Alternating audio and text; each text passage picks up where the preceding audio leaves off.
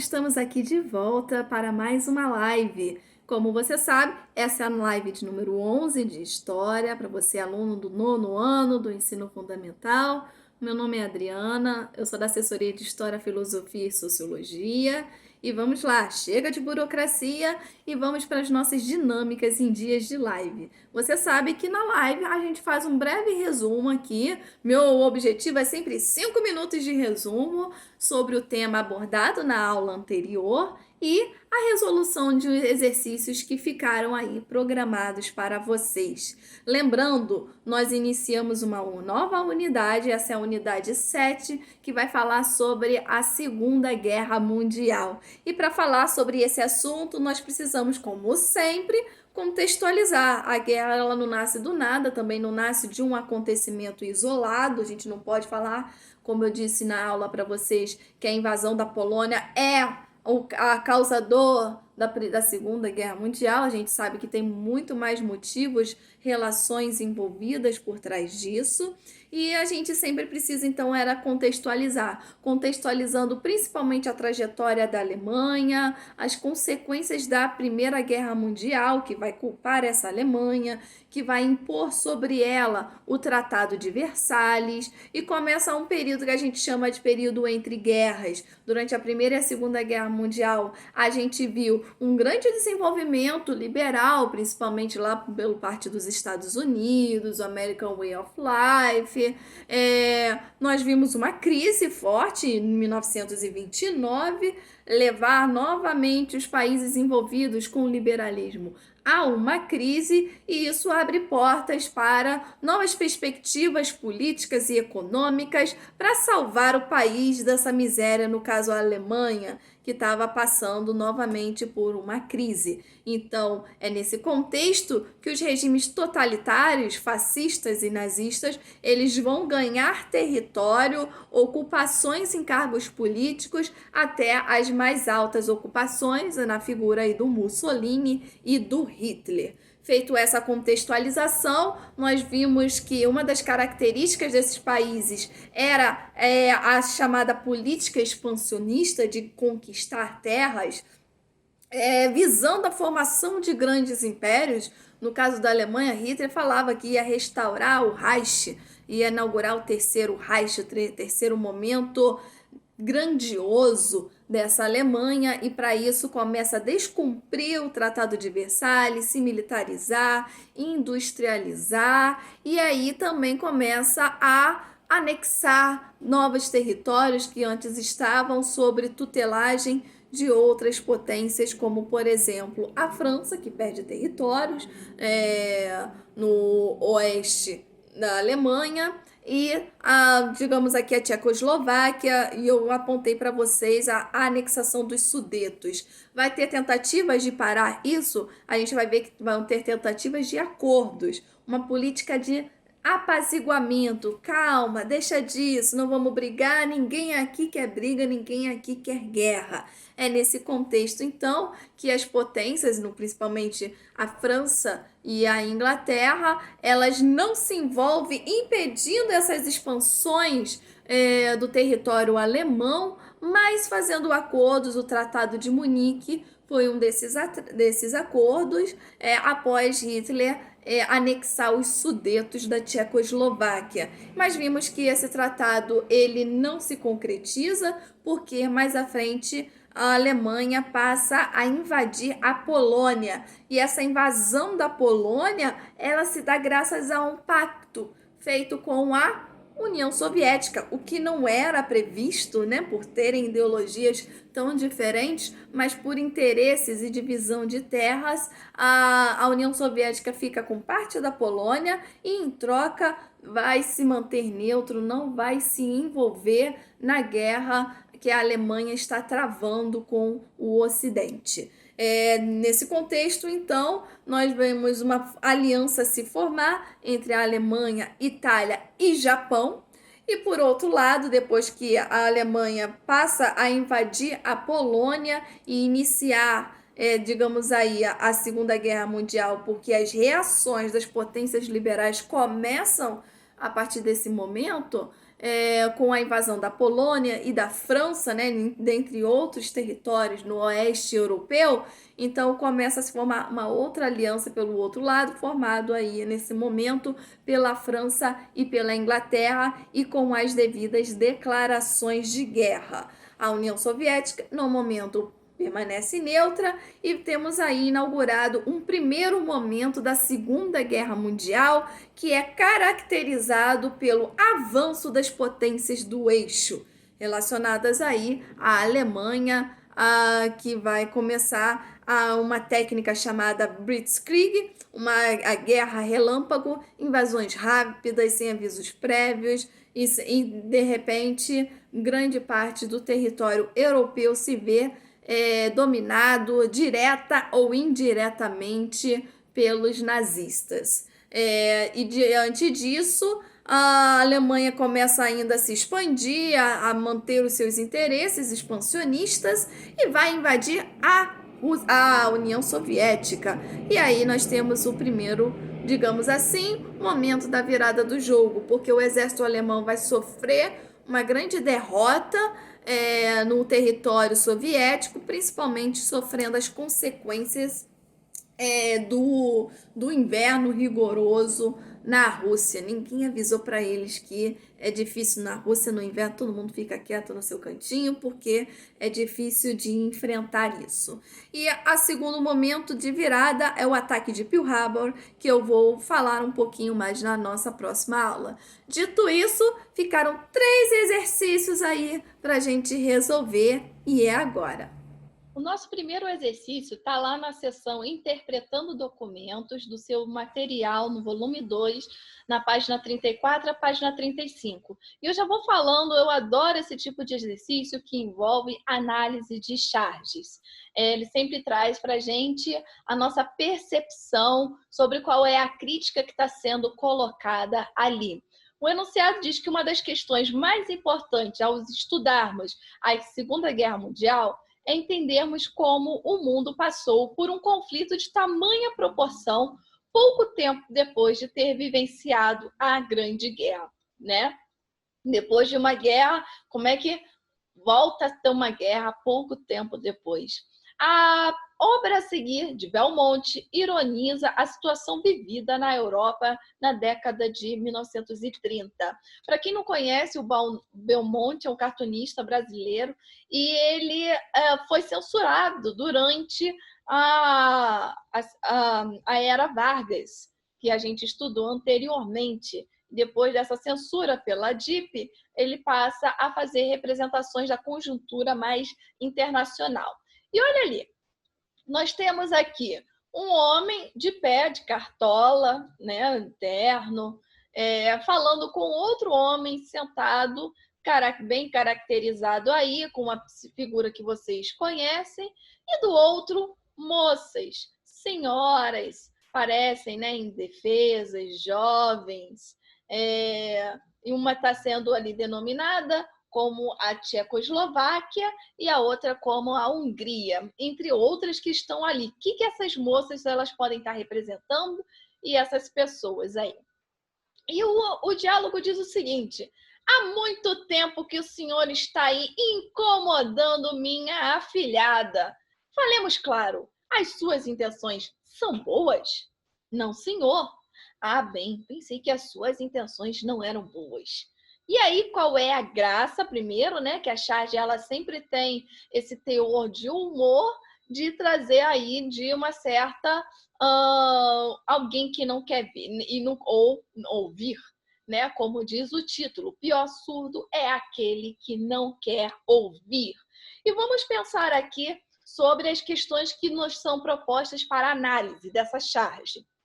Com base na leitura, nos seus conhecimentos, dos anos anteriores, da Segunda Guerra, faça o que se pede. Na letra A, vai pedir para você identificar os personagens e os países representados. Vamos voltar lá. Os personagens que estão aí. Quem é que você, de cara, consegue identificar? O senhor sentado com um bigodinho, né, bem aqui na frente, ficou caracterizado muito pela representatividade de Hitler. Então, nós temos Hitler. Ao lado de Hitler, sentado nós temos a Tchecoslováquia e a Hungria. Então, representa aí os interesses de Hitler nesses territórios da Tchecoslováquia e da Hungria. E o senhor que está de pé, ele representa a posição da Inglaterra, mais precisamente do primeiro-ministro inglês, o Neville Chamberlain. Tá? Não está escrito o nome dele, né? Então, aceito até que você tenha colocado alguém representando o papel da Inglaterra, como um lord inglês aí, com seu smoking. Então, a gente pode estar trabalhando a partir dessa percepção.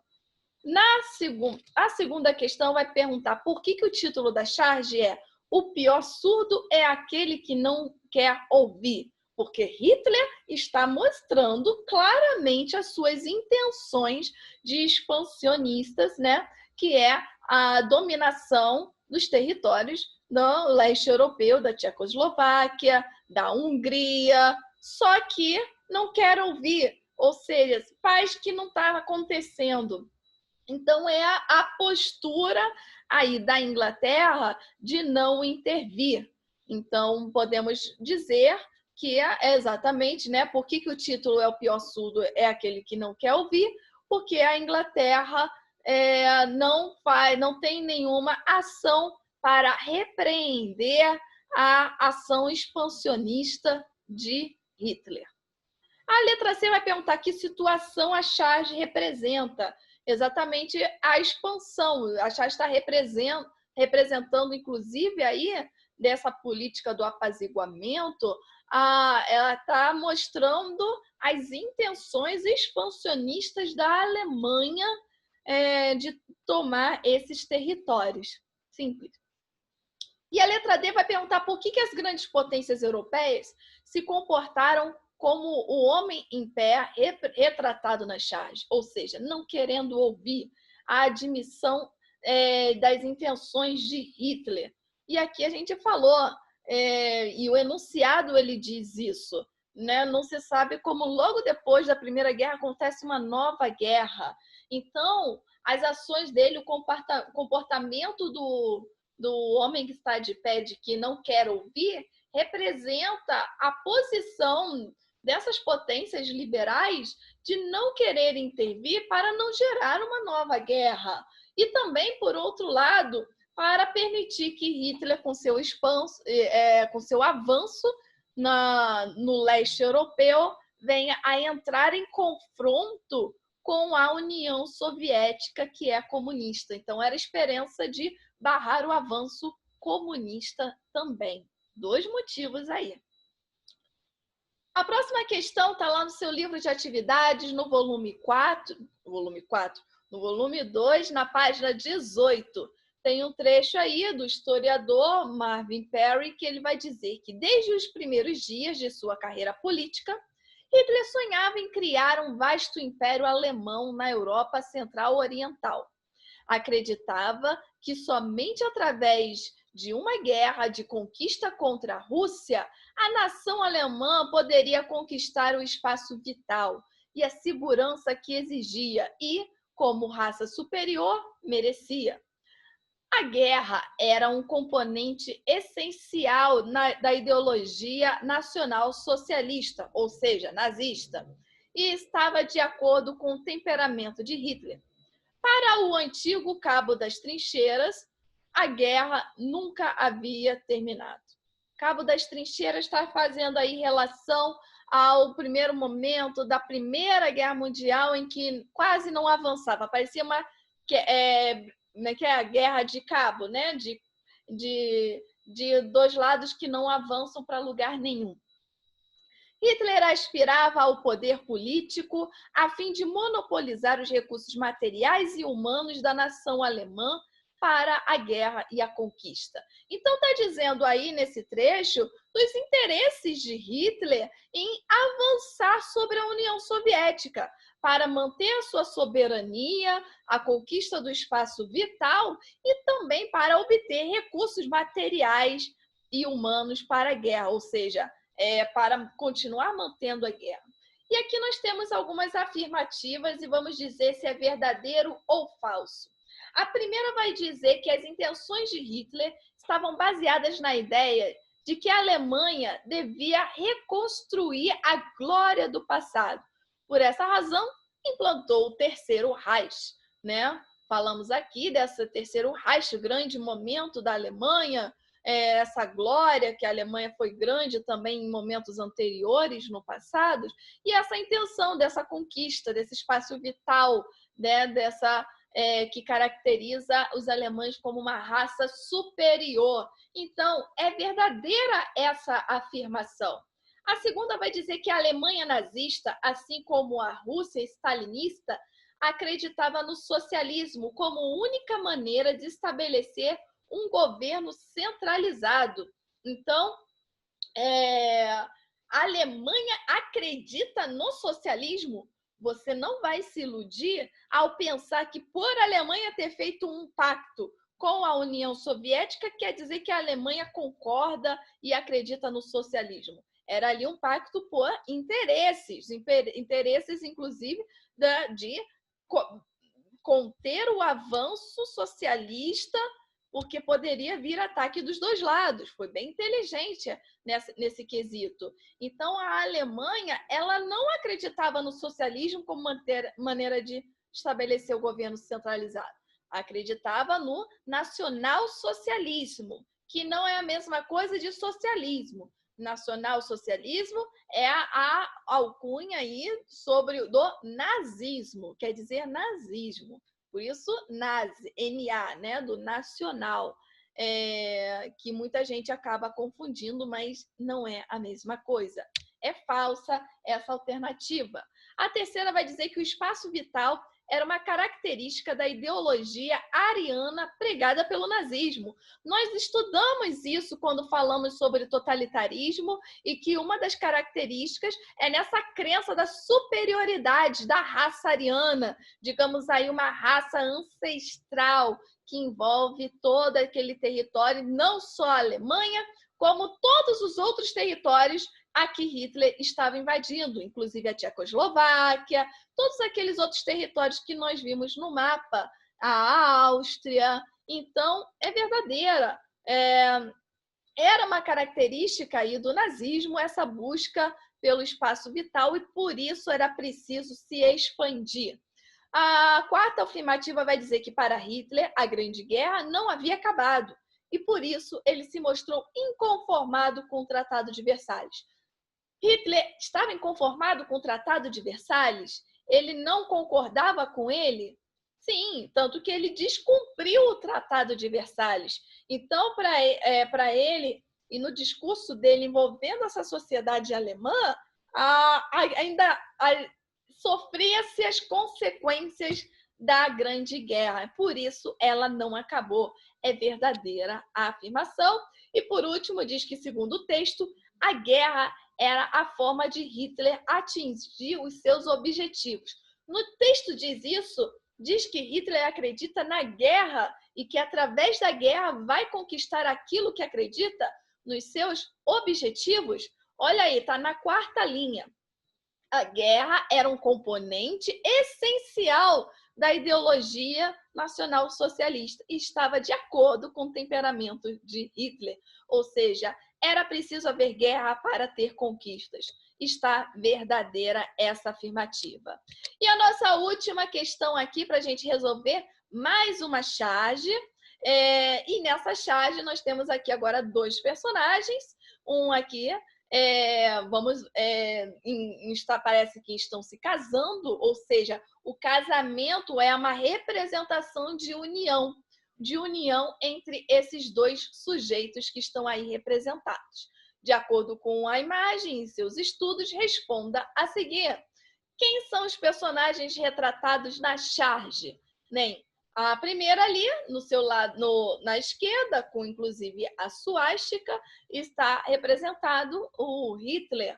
E ao lado dele, vestido de noiva, está Stalin, que é o líder da União Soviética desse momento. Então, Adolf Hitler, Joseph Stalin. Então, o acordo entre a Alemanha e a União Soviética. Então, a gente pode já pensar aí nas nossas interpretações que vem mais à frente. Primeiro, ele só perguntou quem são os personagens. A B vai perguntar, quando a charge foi produzida? Vamos ver lá na legenda. É uma charge de Clifford Berryman. Quanto tempo essa lua de mel vai durar? É a pergunta que está ali na legenda. E a charge ela é de 1939, ou seja, no início da Segunda Guerra Mundial. Foi produzida em 1939. Por que os dois personagens estão em lua de mel? Lua de mel parece uma união perfeita, tal. Por que eles estão unidos? Porque eles fizeram um pacto. Lembra qual é o pacto? Não precisa ser aquele nome complicado. Você pode falar que eles fizeram o pacto de não agressão entre a Alemanha e a União Soviética. Então, eles estão em lua de mel porque eles não estão em guerra devido a esse acordo, a esse pacto feito anteriormente.